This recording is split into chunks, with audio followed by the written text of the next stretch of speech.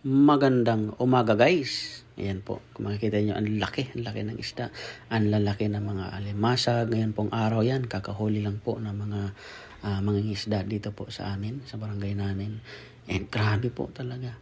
Nakaka-amaze yung mga isda. Sobrang sarap. Naisip ko na tuloy ano yung luto. Ito yung sinasabi nilang isdang bato. Meron pong lapu-lapo. Diba? Grabe po talaga.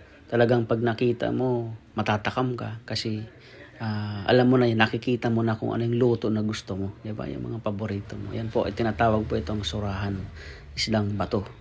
Yan, tapos yan naman po, diba? Sobrang laki din, ilang kilo po yan.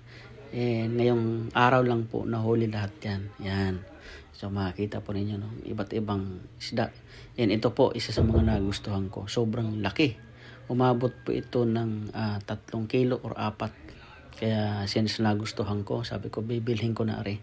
Alam niyo po magkano? Umabot din po ng 1,000 yung isang pula na yan. Kaya since natakam ako, gusto ko. So sige, sabi ko kukunin at bibilhin ko. Naisip ko tuloy anong luto kasi sobrang laki. Kaya ito na nga, naisip ko na yung ulo. Nilagyan ko ng sabaw, tinula, at yung buntot naman po ay aking iihawin. Ayan, so sobrang sarap po nito guys.